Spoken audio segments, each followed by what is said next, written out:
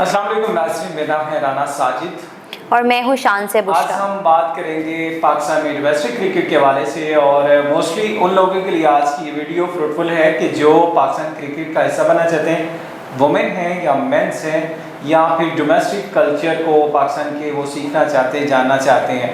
तो सबसे पहले तो एक बड़ा इंपॉर्टेंट टॉपिक है कि मोस्टली जो स्टूडेंट ये पूछते हैं कि हम एडमिशन लेना चाहते हैं कॉलेज में, यूनिवर्सिटी में, किसी स्कूल में, तो आप स्पोर्ट्स बेस में कैसे एडमिशन ले सकते हैं। तो शानजे हमारे साथ मौजूद हैं और ये खुद भी स्पोर्ट्स गर्ल हैं और इसके साथ ही साथ इनका जो एडमिशन भी हुआ है वो कैनेट कॉलेज लाहौर में है और ये स्पोर्ट्स बेस पे एडमिशन हुआ था। खुद भी क्रिकेटर भी हैं, खेलती भी हैं और अब तो समझाती भी, बताती भी हैं। तो शानजे कैसा एक्सपीरियंस था, किस तरह आपने एडमिशन लिया और क्या प्रोसेस था, वो थोड़ा सा बताएं। अच्छा, मेरे ख्याल से अगर आपको क्रिकेट में आना है, इस फील्ड में आना है, तो आपकी एज कम से कम 6 से 7 होनी चाहिए कि स्कूल लेवल। जी, स्कूल से जी जी ठीक है। अगर आप स्कूल लेवल से आते हैं, एडमिशन लेते हैं क्रिकेट में, तो आगे जाके आपका जो फ्यूचर है, आपका करियर इस चीज़ में बन जाता है। क्योंकि मैंने अपने मतलब काफ़ी इस चीज़ में एक्सपीरियंस की है कि जो बच्चे आते हैं इंटर से और यूनिवर्सिटी में अगर एडमिशन ले रहे होते हैं, तो आपकी एज ही उस टाइम पे 16-17 हो जाती है। तो अगर आप प्रैक्टिस में ही सिर्फ 20 तक अगर आप खेलें, तो आपने आगे मतलब अपनी जो करियर है, हाँ, इंटरनेशनल लेवल पे अगर आपने खेलने हैं, तो 25-6 तो आपकी तब इतनी एज हो जाती है लेवल पे आके। बिल्कुल। तो मेरे ख्याल से बहुत मुश्किल होता है, क्योंकि जब मैंने एडमिशन लिया था, क्योंकि काफ़ी मतलब बचपन से ही शौक था क्रिकेट का, कि खेलने का, देखने का। जब इंटर में कैनेट कॉलेज में एडमिशन लिया, मेरिट बेस पे। ठीक है, मेरिट बेस पे हुआ था एडमिशन। हाँ जी, नहीं लोग मुझे ये पूछते हैं कि यार सर एडमिशन जो है सिफारिश नहीं है हमारे पास, टैलेंट बहुत है। नहीं, सिफारिश पाकिस्तान में इस चीज़ का तो बहुत इशू है। हर फील्ड में अगर हम देख लें तो सिफारिश वाला एक नुक्ता मतलब उठाया जाता है, क्योंकि हम लोग इस चीज़ पे डिपेंड रहते हैं और अगले को जब एक चीज़ की आदत हो जाए तो वो भी उसी चीज़ पे इन्हिसार करते हैं अपना। लेकिन टैलेंट हो तो फिर तो आपका रास्ता निकल ही आएगा, लेकिन मुश्किल होता है। 40% आप कह लें कि आपको मिल जाता है चांस टैलेंट पे जी, और 60% सिफारिश पे। अच्छा, और सिफारिश पे इस पे होती है कि अब एक पैसा एक ऐसी चीज़ है कि अगर आप किसी को दे रहे हो तो उसके बिना पर आप अगले को अपनी तरफ अट्रैक्ट कर लेते हैं। पैसा या फिर आपको कोई जानने वाला है, आपको कोई फेवर दे रहा है जी, 2-3 चीजें हैं। और अगले को भी अगर उससे कोई फायदा हो रहा है तब भी वो रखता है। अब जब इंटर में मेरा एडमिशन हुआ तो मेरा मेरिट बेस पे था, लेकिन मैं ग्राउंड में जाती थी, क्योंकि कैनेट में एक प्रॉपर लड़कियों के लिए उन्होंने इन्वायरमेंट बनाया हुआ है, पिच अच्छी पिचेस हैं और मैचेस होते हैं प्रॉपर। बिल्कुल। तो मैं वहाँ जाके काफ़ी टाइम बैठे रहना और वहाँ पे देखना कि लड़कियाँ किस तरह खेल रही हैं, और इंटरनेशनल जो पाकिस्तान टीम का हिस्सा भी हैं उनको भी खेलते हुए और बहुत खुशी भी होती थी कि लड़कियां भी अच्छा परफॉर्म कर रही हैं। अच्छा ठीक है, आपने जो ये बता दिया, मैं थोड़ा सा और पीछे आता हूँ वंस अगेन कि प्रोसेस जो था वो कैसे अडॉप्ट कैसे किया गया कि एडमिशन ओपन हुए, स्पोर्ट्स बेस पे एडमिशन थे, आपको क्या क्या रिक्वायर्ड होता है उसमें ये बता दें, क्योंकि ये चीज़ें इंपॉर्टेंट होती है, लोगों को नहीं पता होती। लेकिन अगर आपने एडमिशन लेना है इंटर लेवल पे यूनिवर्सिटी में, तो आपको तो ये होता है कि आप पहले जाओ, उनको दिखाओ कि आप पहले ट्रायल्स भी होते हैं आपके, जो आपने एडमिशन लेना है। अगर आपके स्पोर्ट्स पे आपने देना, वो चाहे क्रिकेट है, हॉकी है, कुछ भी, फुटबॉल है, कुछ भी, आपने पहले ट्रायल्स देने हैं। अगर वो देखते हैं कि आप में इतनी कैपेसिटी, इतनी कैपेबिलिटी है कि आप आगे खेल सकते हो उस चीज़ को, तो फिर आपको चांस भी देते हैं अगर आप में टैलेंट भी है। उसके अलावा वो अगर आपने एडमिशन करवाना है, वो आपके सर्टिफिकेट लेते हैं कि आपने। एक चीज़ और है, यहाँ पे ही ऐड कर लेते हैं, क्योंकि ट्रायल्स जो होते हैं उसमें भी बड़ी मैटर करती है चीज़ें, क्योंकि मोस्टली फिर वही ये कहते हैं कि यार ट्रायल्स में भी कुछ ऐसा पहले सिलेक्टेड होते हैं, अपने मनपसंद लोगों को सिलेक्ट कर लिया जाता है। अच्छा, उसमें ये होता है कि अगर लाइक कोई बच्चा, ये बताओ। मैंने ट्रायल्स ने दिए थे, ये देखें जी हमारे साथ। नहीं मैं बताती हूँ आपको। उसकी रीज़न थी कि मैं इंटर से खेली थी, 2 साल मैंने इंटर के वहाँ पे खेले थे। तो जब यूनिवर्सिटी में एडमिशन लिया तो मैं ऑलरेडी उनके पास पे थी, मतलब उनको पता था कि बच्चे हमारे पास आते हैं। तो इसमें तो कोई गलत चीज़ नहीं है कि अगर आप पहले से वहाँ खेले तो आपको एडमिशन भी दे देते हैं। तो फिर वो चंद एक सीट्स की होती हैं जो आप उनके ट्रैक पे थे, जी, उनके पैनल पे। लेकिन आप देखें कि आप एक बच्चा पहले से आ रहा है, आप उसको तो नहीं ठुकरा सकते ना। और वो बच्चे के मार्क्स भी अच्छे हैं, और कैनेट में तो मोस्टली ये होता है 60% मार्क्स आपको रिक्वायर्ड है यूनिवर्सिटी में एडमिशन के लिए, किसी भी आप अगर ले रहे हो फील्ड में। स्पोर्ट्स में या वैसे भी ओवरऑल स्पोर्ट्स का कोई नहीं है उसमें आपको मार्क्स का कोई नहीं है, रिक्वायरमेंट नहीं। लेकिन अगर आपने एक यूनिवर्सिटी में अगर आपने एडमिशन लेना है तो इतने मतलब आपके परसेंट मार्क्स होने चाहिए। लेकिन उसमें ये कि आप एक बच्चा पहले से आपके पास आ रहा है, आपको पता भी है कि बच्चा खेल रहा है, अच्छा परफॉर्म करे, तो फिर आप उसको आगे एडमिशन दे देते हो। लेकिन एक ये चीज़ है कि वो सीट्स ही लिमिटेड होती हैं अगर आप स्पोर्ट्स की बात करें। बिल्कुल ऐसे ही है। और अगर आप सिफारिश की जरूरत पड़ती है बिल्कुल, लेकिन अगर आपने नहीं जाना एडमिशन लेना तो आप किसी और यूनिवर्सिटी में साथ एडमिशन ले लो, आप खेल के नेट में लो जहाँ हमको अच्छी फैसिलिटीज दे रहे हैं कि नेट कॉलेजेस के अलावा लाहौर है। आपने एक चीज तो क्लियर कर दी कि ठीक है जी, प्रोसेस जो है वो नाज़रीन ये है कि सबसे पहले तो आपने एक ट्रायल एडमिशन का ज़ाहिर वो आएगा, नोटिस वो आएगा, उसके बाद आप स्पोर्ट्स वेब पे जा रहे हैं तो फिर आप ट्रायल्स देंगे, ट्रायल्स में फिर आप सिलेक्ट होंगे, फिर आपका जो फॉर्म फिल होगा एज ए स्पोर्ट्स मैन है, स्पोर्ट्स गर्ल है, जो भी आप उस चीज़ पे आप फॉलो करते हुए आप आगे पहुंचोगे, फिर उसी तरह आपकी स्टडी वो कंटिन्यू हो जाएगी। लेकिन दूसरे एंड पे आप कह रहे हैं कि अगर स्पोर्ट्स में आपका वहाँ पे एडमिशन नहीं हो रहा, आप किसी और यूनिवर्सिटी में एडमिशन ले लें, अगर अपने साथ अपनी पढ़ाई को भी कंटिन्यू, लेकिन बहुत हो जाएगा, थोड़ा सा मुश्किल हो जाता है। लेकिन आपको मैं बताती हूँ एक चीज़, अगर आपने स्पोर्ट्स में आना है तो आपके लिए बहुत मुश्किल है कि आप दोनों चीज़ों को कंटिन्यू करें,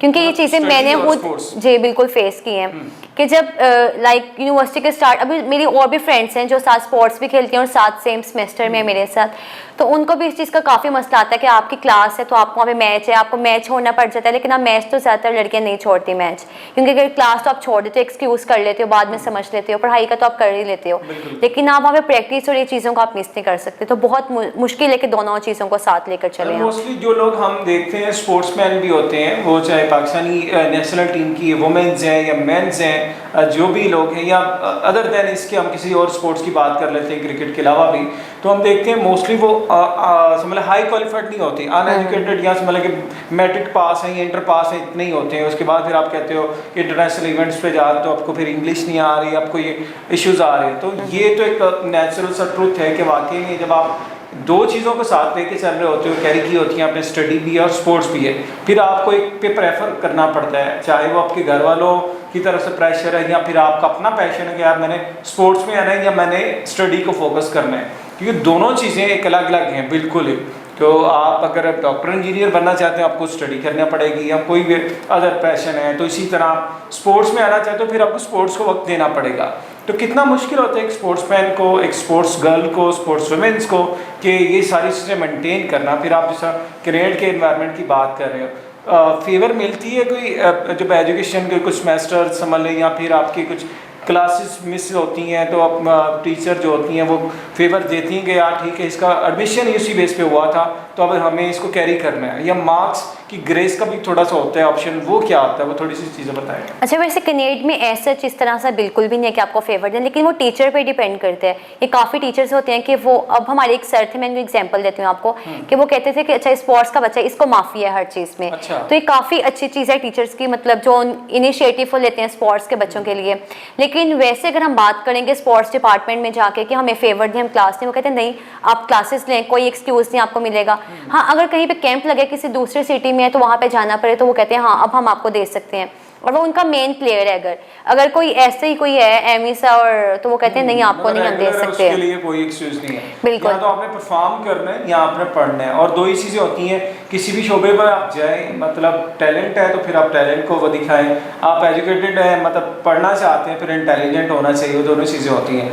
और इन दी एंड क्या मतलब मैसेज क्या है ऐसे स्टूडेंट्स के लिए, ऐसे टैलेंटेड नौजवानों के लिए, यूथ के लिए जो इन चीज़ों के हवाले से सोचती हैं लेकिन वही फिर अपॉर्चुनिटीज़ क्या रोना रोते हैं या फिर इस तरह के गिले शिकवे करते हुए दिखाई देते हैं कि यार ये चीज़ें मुश्किल है, नामुमकिन है, किस तरह से हैंडल कैसे करना चाहिए आप, क्योंकि आप खुद हैंडल कर रहे हैं। अच्छा, गिले शिकवे तो वैसे बनते हैं लेकिन बच्चे पे बहुत डिपेंड करते हैं। अगर आप वाकई पैशनेट हो अपने अगर स्पोर्ट्स को लेकर, लाइक क्रिकेट है, तो आपको फिर सारा टाइम उसी पे ही देना पड़ेगा। लेकिन पेरेंट्स को चाहिए अगर कोई, क्योंकि जब बच्चा छोटा होता है माँ बाप ये चीज़ मतलब देखते हैं बच्चों में कि वो इस साइड पे जा रहा है, इस चीज़ की तरफ उसका शौक है, तो तब से अगर बच्चे को उसी चीज़ में डाल दें, वो ये चीज़ें इंजेक्ट करते जाएं उसके ऊपर, बनिस्बत कि आपके डॉक्टर इंजीनियर बने।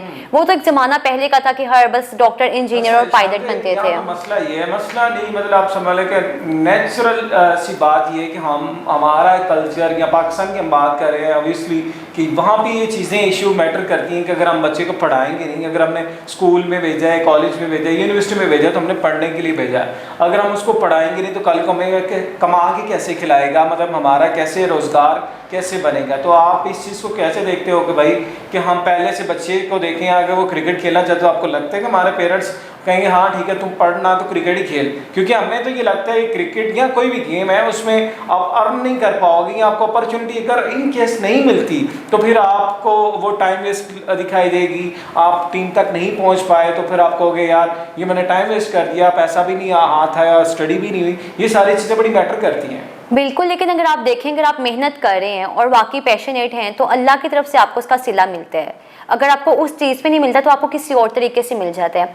लेकिन मेरे ख्याल से तलीम तो बहुत ज़रूरी है ख़वातीन के लिए तो है, लेकिन मुझे लगता है ख़वातीन से ज़्यादा मर्दों के लिए तलीम बहुत ज़रूरी है। अगर उनको शऊर नहीं होता किसी चीज़ का, और अगर हमारा पाकिस्तानी मुआशरा है जहाँ पे आप जैसे बात कर रहे थे कि एक कल्चर और एक ऐसा माइंडसेट क्रिएट कर दिया जाता है, तो मुझे लगता है शायद लड़कियों से ज़्यादा ना आदमियों को बहुत ज़्यादा ज़रूरत है तालीम की। उनको हर चीज़ से आगाही होनी चाहिए। और उसके अलावा अगर आप क्रिकेट की बात करेंगे, आप मतलब तालीम साथ चलती है, मैट्रिक तो आप कर ही लेते हैं साथ, इतना मुश्किल नहीं है, और साथ अगर आप क्रिकेट खेल रहे हैं तो आप, लेकिन जब आप मैट्रिक कर लेते हैं उसके बाद अगर आप अपने टाइम मतलब पढ़ाई को छोड़ते हैं और सिर्फ क्रिकेट या फुटबॉल या किसी भी हॉकी, किसी भी अगर आप गेम में हैं साथ, तो आप उसको साथ लेकर चल सकते हैं, इतना कोई मुश्किल है। लेकिन माँ बाप को चाहिए कि पढ़ाई का इतना प्रेशर ना दें। अगर हम अपने पाकिस्तानी क्रिकेटर्स की बात करते हैं कि बैकवर्ड एरिया से थे और अब वही इतना माशाल्लाह से कमा रहे हैं और अर्न भी कर रहे हैं, सब कुछ है। अच्छा, ये लेकिन मुझे लगता है कि लड़कों में डोमेस्टिक क्रिकेट में भी आपको अब तो उनने काफ़ी उनका महीना मतलब बढ़ा दी है, लेकिन लड़कियों पे भी काफ़ी अगर इन्वेस्ट करें तो लड़कियां भी मजीद आएंगी और अच्छी मतलब पाकिस्तान की टीम भी बन सकती है। बड़ी इंपॉर्टेंट हुई हैं जो रिसेंटली, वो भी हम डिस्कस करेंगे, लेकिन यहाँ पे जो शानज़र ने बात की है ना कि मोस्टली हम देखते हैं बैकवर्ड एरिया से जो खिलाड़ी आते हैं या टैलेंटेड जो लोग आते हैं, वो फिर एक स्ट्रगल का उनके अपना ही पीरियड होता है, मतलब वो जो जितनी एफर्ट की होती है, इवन लाहौर की सिटी की हम बात कर लें, लाहौर, कराची, इस्लामाबाद, आपकी ये 3 मेन सिटीज़ होते हैं जहाँ पे आपको हर चीज़ की फैसिलिटीज़ मिल रही होती है, वो चाहे स्पोर्ट्स है, चाहे आपका रेजिडेंशियल वैसे है या जॉब्स हैं, अपॉर्चुनिटीज़ आपको यहाँ पे मिलेगी। लेकिन मोस्टली है अदर KP के एरिया से, अंदरून सिंध के, बलोचिस्तान के एरियाज़ हैं या फिर पंजाब के कुछ ऐसे एरियाज़ हैं जहाँ पे फैसिलिटीज़ नहीं होती, तो उनको स्ट्रगल करना पड़ता है। नसीम शाह का मैंने रिसेंटली एक इंटरव्यू किया था और उसमें उन्होंने बताया था लोअर दीर से वो बिलोंग करते हैं और उनके पेरेंट्स जो थे वो इसके स्ट्रिक्ट थे, बहुत अगेंस्ट थे कि वो क्रिकेट खेले, और स्पेशली फादर जो हैं वो बाकायदा मारते भी थे उनको कि नहीं क्रिकेट नहीं खेलें, क्रिकेट आपका टाइम वेस्ट। और फिर वो एक आम सा बड़ा कॉन्सेप्ट है यार ये तो मुसलमानों वाली गेम ही नहीं है, अंग्रेज़ों की गेम है। तो मतलब पाकिस्तान हारता है तो यही एक ट्रेंडिंग पे चलता है, कहते हैं कि ये तो गेम अंग्रेज़ों की, तो हमने इससे वो लेना देना है। लेकिन उनकी अगर आप स्ट्रगल पढ़ें, उनकी वीडियो भी मौजूद है, वो देखें आप कि नसीम शाह ने कैसे अपने आप को जो है वो यहाँ तक पहुँचाया, और पाकिस्तान की टीम का मेन की फास्ट बॉलर हैं, हीरो हैं, पाकिस्तान के स्टार हैं। तो ये चीज़ें देखना पड़ती हैं, स्ट्रगल से आपने घबराना नहीं होता, इससे सीखने को मिलती हैं चीज़ें। अगर आप कहें कि आपको हर चीज़ से संभालें कि प्लेट पे रख के मिल जाए तो फिर ऐसा भी नहीं होता,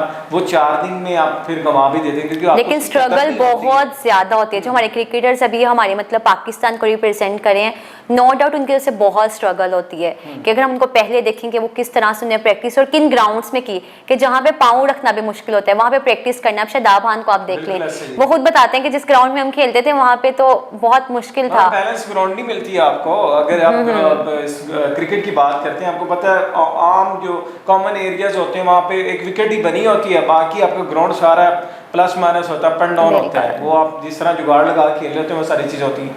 तो अपॉर्चुनिटीज़ के हवाले से तो आज हमने बात की है कि आपका स्पोर्ट्स की बेस पे कैसे एडमिशन हो सकता है और किस तरह आप इस प्रोसेस को कंप्लीट कर सकते हैं। तो डेफिनेटली ये सारी चीज़ें आपके लिए आप के फ्यूचर में काम आएंगी, और किस तरह आपने मैनेज करना है ये आपके ऊपर डिपेंड करता है। पैशनेट होना चाहिए कि आपने अगर तो पढ़ना है तो फिर पढ़ के दिखाएं, अगर आपके अंदर टैलेंट है फिर आपने हिम्मत नहीं हारनी है, आपने इस चीज़ को कंटिन्यू करना और कैरी करते हुए फिर घर वालों का भी जो है वो भरम है, मान है, उसको पूरा करके दिखाना है हाँ मैंने ये चीज़ सोची थी वो हासिल की है। फाइनली क्या कमेंट करेंगे?